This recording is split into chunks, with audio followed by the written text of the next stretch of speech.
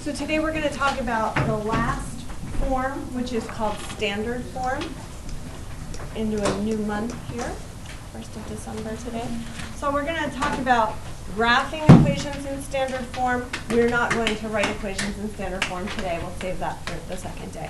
Standard form looks like this. The equation is something times x plus something times y equals something. So the A, B, and C stand for numbers that would be in front of those variables. A, B, and C are real numbers.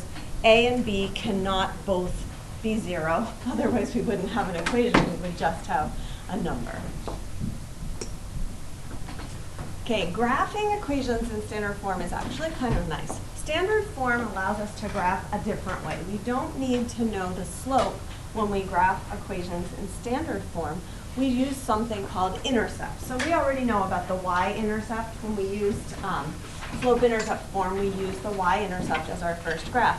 When we use standard form, we're going to find the y-intercept and the x-intercept, connect them, and we have our line. So here's our example. What are the x and y-intercepts of the graph of 3x plus 4y equals 24? Well, to find the x-intercept is what happens when you don't go up or down on the y-axis, so it's what happens when y equals 0. So we just let y equal 0, and then we can find the x-intercept. So this is pretty easy to do. I can just hide the 4y with my hand if I want to, because it goes away, right? 4 times 0 would be 0. I'm going to write it out here, but typically when you do this, you don't even need to write this part out. So I'm going to do 3x plus 4 times 0 equals 24. So this 4 times 0 becomes 0. It goes away. Now I'm just left with 3x equals 24. Dividing both sides by 3, I find that x equals 8. So when y equals 0, x equals 8. So I actually need to extend this graph a little bit. 6, 7, 8. So this is my x-intercept right here. To find the y-intercept, I'm going to let x be 0, because when it crosses the y-axis, it means I haven't gone right or left. I've only gone up or down. So I'm going to say 3 times 0 plus 4y equals 24. This goes away because it's 0. So I have 4y equals 24. Dividing both sides by 4, I get y equals 6. So my y-intercept, again, I have to add a line here, my y-intercept is 6.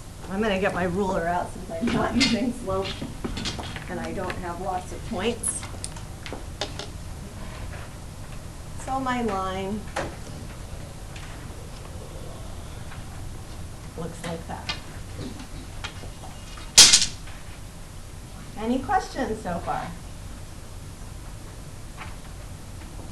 Okay, let's take a look at some more examples. You want to find the x and y-intercepts of the graph, then graph the equations.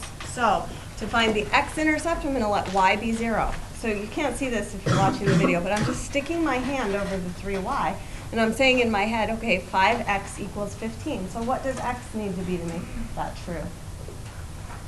Maddie? 3. So my x-intercept is 3. For my y-intercept, I'm just going to cover up this 5x. I'll scratch it out.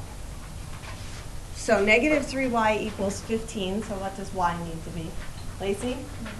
Negative 5. So my y-intercept is negative 5. I have 2 points.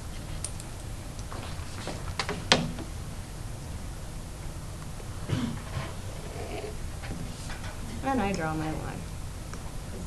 Isn't this nice? It's a quick, easy way to graph. It has to be in standard form for it to work, though, but if your equation's already in standard form, it's nice and easy. Okay, next example. Volunteer to tell me what to do. Gretchen. You have to pretend like it's not there.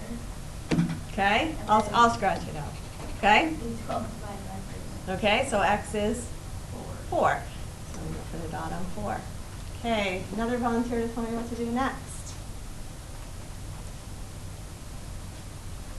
Found my x-intercept. Gabby? Okay, so let me erase my thing here. So I would just hide this with my hand. I would hide the 3x. Okay, so y equals. Yeah, let's actually write it be y equals 12/8. So if we reduce that, we'd have 4 times 3, we'd have 3 halves. So let's write it as 3 halves rather than using a decimal. So y equals 3 halves, so that would be right here.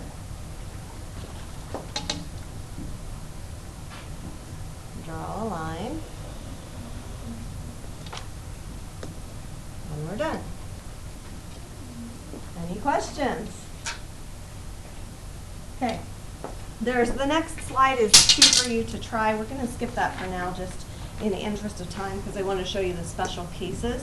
So we may come back to this. Some special cases. If we have no y-intercept, in this case, x equals 3. When we have something like x equals 3, we have a vertical line. This is telling us x is always 3.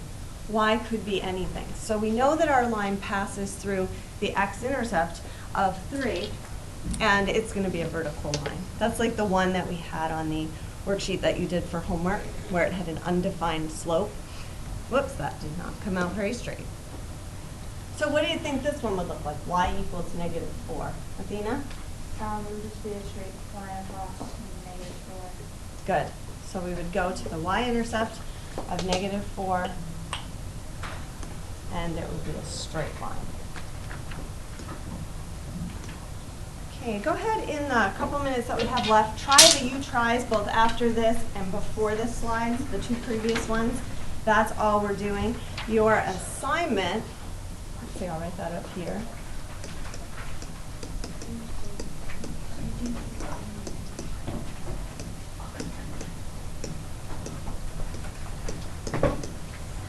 One through 3, 6, and we're just going to do 8 through 30 even.